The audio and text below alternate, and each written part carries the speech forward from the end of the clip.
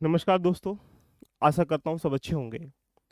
एक वो विषय लगातार यूपीएससी की जर्नी जब आप स्टार्ट कर लेते हैं या पीसीएस की स्टार्ट कर लेते हो, एक ऐसा विषय जहाँ पर कहा जा सकता है कि बहुत अच्छे नंबर लेकर आप कहीं न कहीं रैंक और साथ में सक्सेस प्राप्त कर सकते हैं, जिसको हम लोग एथिक्स नीति शास्त्र, एक प्रकार से नीति शास्त्र या एथिक्स या इंटीग्रिटी एप्टीट्यूड के नाम से जानते हैं।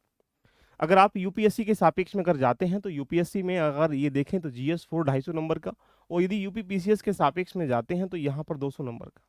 एक ऐसा एक प्रकार से पेपर है जहां पर आप कम मेहनत कर कर भी अधिक नंबर लेके आ सकते हैं।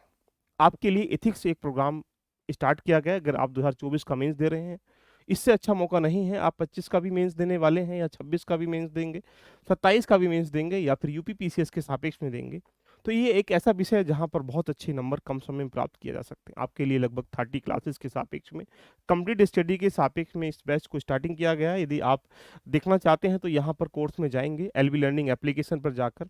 ये रहा आपके सामने एथिक्स, यहाँ पर सिर्फ 900 रुपीज़ में अभी डिस्काउंट चल रहा है, शायद 10-15%। इसको ज्वाइन कर सकते हैं।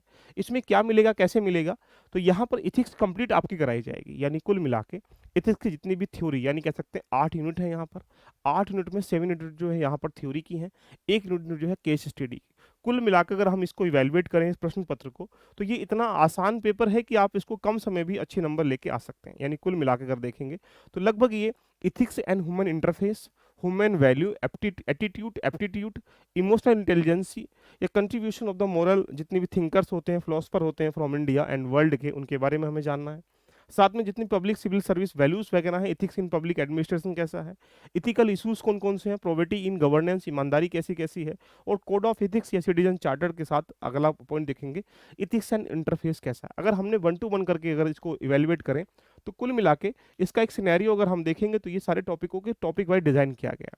कैसे किया गया, अगर हम ये कंप्लीट इवेल्युएट कर लें तो यूपीएससी में 250 नंबर में अगर हम इसको मैनेज करें तो यहाँ पर बेसिक थिंकर से लगभग 2018 में 60 क्वेश्चन थे, 40 क्वेश्चन, 60 क्वेश्चन, कुल मिला के इस एवरेज को देखेंगे 60 से 70 क्वेश्चनों के बीच में इस टॉपिक से आ जाते हैं। फैमिली एंड सोसाइटी जो एक पूरा सिनेरियो है उससे भी 10 से 40, 50, 60, 70 नंबर के क्वेश्चन आ जाते हैं। वर्क एंड ऑफिस से भी, और पब्लिक ऑर्गेनाइजेशन से या प्राइवेट ऑर्गेनाइजेशन से, कुल मिला के ये एरिया है जो थ्योरी का पार्ट है। लेकिन ये जो एरिया है ये 125, 120 लगभग ये केस स्टडी का पार्ट है। यानी अगर मैं इसको इवेलुएट करूंगा तो यहाँ 250 में से अगर यूपीएससी के सापेक्ष में अगर देखें तो 125 नंबर के आसपास यहाँ थ्योरी का पार्ट है, जो कि यूनिट नंबर 1 से लेकर 7 के बारे में डिफाइन कर रखा है। 125 नंबर यहाँ पर केस स्टडी का पार्ट है। तो केस स्टडी आपकी थिंकिंग प्रोसेस को डिजाइन करती है, और यहाँ पर कुल मिला के इन्हीं खंडों से केस स्टडी पूछी जाती है। अगर आप थ्योरी को अच्छे से पढ़ लेंगे तो केस स्टडी भी आपके लिए काफ़ी आसान हो जाएगी। पॉइंट ये बन जाता है कि इसको रेडी कैसे करें। यानी अगर मैंने इसको एक इवेलुएट करें तो लास्ट में जितने भी ईयर के क्वेश्चन आए हुए थे उनको टॉपिक वाइज समराइज वे में डिफाइन कर दिया गया। कुल मिला के ये टॉपिक हैं जो आपको एथिक्स में पढ़ने होते हैं। अगर हम 1 to 1 करके एक टॉपिक की पूरी फिल्म को बना लिया जाए, it is static part, dynamic part या करंट से जोड़ते हुए उसको हम लोग पढ़ लिया जाए लास्ट से क्वेश्चनों के सापेक्ष में, तो यहाँ पर बेसिक दिख से 10 क्वेश्चन थे। ऐसे ही यहाँ पर 10, 16, 20, 15, यानी एक एरिया है जो कि लास्ट ईयर में इमोशनल इंटेलिजेंसी से भी लगातार कभी 10 क्वेश्चन का, कभी 20 क्वेश्चनों का एक क्वेश्चन आता रहता है। थिंकर से, फैमिली से, सोशल इन्फ्लुएंस से, एटीट्यूड से और नेचुरलिटी से, वर्क कल्चर से, कंपैशन से, डायलेमास से, कोड ऑफ कंडक्ट से, चार्टर से, करप्शन से, आरटीआई से, पब्लिक फंड से या कोऑपरेट से। यानी ये एक वो एरिया है, वो सिलेबस है जो एथिक्स का एक सिलेबस होता है, उसमें से कितने कितने क्वेश्चन आए। एक ये ऐसा विषय जहां पर आप अच्छे नंबर प्राप्त कर सकते हैं। इसकी चुनौती बन जाती है यदि आप बेहतर तरीके से, आप अगर जीएस फर्स्ट में जाएंगे, अगर वहाँ 40% नंबर आ रहे हैं तो आप अच्छी कैटेगरी में, यानी अगर 250 में से 100 नंबर आ रहे हैं तो आप अच्छे नंबर लेके आ पा रहे हैं। लेकिन एथिक्स एक ऐसा विषय है जहां पर आप 150 के अराउंड, 140, 160 के अराउंड आप आराम से लेके आ सकते हैं। 130, यानी कुल मिला के 130 से लेकर 150 के बीच में नंबर लेके आ सकते हैं। यानी कहाँ पर 250 में से हिस्ट्री को पढ़ना है, ज्योग्राफी को पढ़ना है, सोसाइटी को पढ़ना है, मल्टीपल एरिया को पढ़ना है, वर्ल्ड हिस्ट्री को पढ़ना है, आर्ट एंड कल्चर को पढ़ना है, तब जाके आप 40% नंबर लेके आ पा रहे हैं। और ये अकेला एरिया जहाँ पर लगभग आप 50-60% नंबर लेके आ सकते हैं। तो यानी ये एरिया कम समय में, वहाँ पर आपको यहाँ 30 से 35 क्लासेस में सब चीज़ें पूरी हो जाएंगी। लेकिन वहाँ पर अगर आप हिस्ट्री को देखेंगे तो हिस्ट्री 1.5-2 क्लास में पूरी हो रही है। इसलिए इसको इग्नोर नहीं करना, ये बहुत इंपॉर्टेंट है। अगर आपका सपना है, अगर बुक्स के बारे में बात करेंगे तो एआरसी की 4th रिपोर्ट और ethics in the public administration की आती है, प्रतीक सैरन की, उसको पढ़ सकते हैं। एथिक्स जी सुब्बा राव की किताब आती है, वो सबसे बड़ी है। यहाँ पर फिलोसफी की बुक के क्लास नंबर 11 और 12 की सिलेक्टेड चैप्टर हैं, वो डिफाइन करने पड़ते हैं। यहाँ पर सिटीजन चार्टर एक्ट है जो एआरसी की रिपोर्ट में योजना इशू, जितने भी योजना की मैगजीन वगैरह हमें पढ़नी होती है, कुछ सिविल सर्विस की ऐसी मैगजीन जैसे मैग्रा हिल की पब्लिकेशन से। तो यहाँ पर 3 चीज़ आपको पढ़नी है। एक तो एक प्रकार से गवर्नमेंटल जितने भी इशूज हैं, मैगजीन है।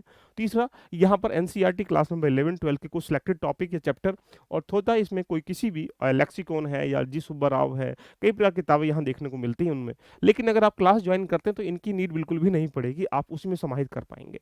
मात्र 900 रुपीज़ में आपको एथिक्स मिल रही है। सोचिएगा, इमेजिंग करिएगा, जानिएगा, जो कि 2024 मेंस के लिए, जो कि एग्जाम पास करने वाले हैं, आप संभावित तरीके से आप पास कर सकते हैं या 25 में देने वाले हैं, उन सब के लिए इंपॉर्टेंट है। इसको 26 जून से मैं स्टार्टिंग कर रहा हूँ प्रॉपर वे में, आप इसके साथ जुड़ सकते हैं। पहला टॉपिक क्या है? एथिक्स, इंटीग्रिटी, मानवीय सह संबंध है।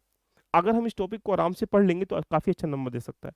दूसरा टॉपिक देखें तो यहाँ से अभिव्यक्ति है, यानी एटीट्यूड क्या है। अब एटीट्यूड के बारे में जो जितना भी पैरामीटर मैंने कंसाइज वे में डिफाइन किया गया, उसको पढ़ सकते हैं। कुल मिला के मैंने इसके सारे सिलेबस को डिफाइन करने के बाद इसका एक चार्ट बनाया कि अगर मान लीजिएगा अगर आपको यहाँ पर किसी भी टॉपिक को पढ़ना, ह्यूमन वैल्यूज को पढ़ना है, तो ह्यूमन वैल्यूज में लीडर की वैल्यू को हमें पढ़ना पड़ेगा। एथिक्स इंडियन फिलोसफिकल कैसे, वेदास में, गीता में, अदर में कैसा है।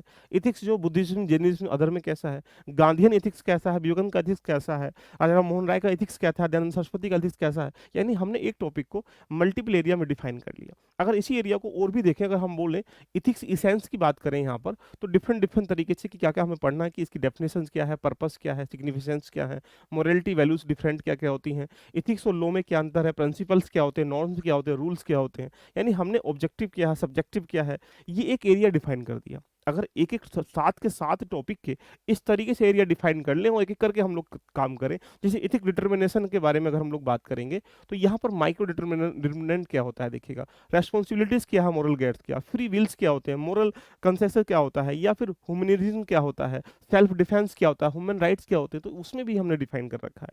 तो इथिक्स एक ऐसा विषय है जहां पर कम समय में अधिक नंबर लेके आ सकते हैं। यदि आपको यूपीएससी या स्टेट पीएससी क्रैक करना ही है, आपको यहाँ पर मेंस को पहले रेडी करना पड़ेगा। बहुत सारे बच्चे अपनी जर्नी में प्रीलिम्स प्रॉब्लम्स तैयारी करते रहते हैं, मेंस की तैयारी नहीं होती है। सोच लो मेंस प्रीलिम्स हो भी जाएगा तो क्या करोगे मेंस में जाके। इसीलिए प्रीलिम्स कोई एग्जाम ही नहीं होता है, मेंस का एक छोटा सा हिस्सा पार्ट है जो कि प्रीलिम्स से पूछा जाता है। यदि आपने मेंस को अच्छे से तैयार किया गया है, यानी कुल मिला के मेंस का वो पार्ट जो प्री और मेंस दोनों में आता है, मेंस का और जो पार्ट जो ओनली मेंस में आता है, इन दोनों को अगर कंपाइल करके आप पढ़ लेते हैं तो फिर आपकी कहानी लॉजिकल स्टेप में बन जाती है। ये लंबी जर्नी है। एटीट्यूड क्या होता है, एटीट्यूड में क्या पढ़ना है, यहाँ पर strengthening moral and ethical values क्या पढ़नी है। तो यानी एक एक पॉइंट के पीछे हम लोगों ने काम किया गया। तो दोस्तों देरी किस बात की है, यदि आपका सपना है, ड्रीम है, एम है आपको पूरा करने के लिए, तो प्रॉपर वे में हमने इसके सापेक्ष में अगर इस बैच में आप जुड़ते हैं तो यहाँ पर एक प्रकार से आपको थ्योरी भी मिलेगी जो 1 से लेकर, केस स्टडी भी यहाँ पर कराई जाएंगी, और केस स्टडी के साथ यहाँ पर पूरा एक एक प्रकार से कह सकते हैं मेंटरशिप, जो कि एथिक्स में कैसे अच्छे नंबर लाए जा सकते हैं, आपकी रणनीति क्या होनी चाहिए, समय समय पर गूगल मीट के माध्यम से भी डिबेट डिस्कशन करके आपको हेल्प की जाएगी। तो ये सब चीज़ें आपको इसमें मिल रही हैं। तो यहाँ पर जाना है एल्प लर्निंग एप्लीकेशन पर, जैसे ही आप जाते हैं तो इसके साथ आप जुड़ सकते हैं। यदि आपको लगता है कि हमारा कंप्लीट बैच लेना है तो फाउंडेशन बैच अभी हमारे पास एक चल रहा है, जो कि दूसरा बैच हमारा जुलाई में आने वाला है, आप उसके साथ भी जुड़ सकते हैं। कैसी लगी चर्चा, एक बार कमेंट जरूर करिएगा। मिलते हैं नेक्स्ट सेशन में। All the best, love you, lofi, bye bye, take care.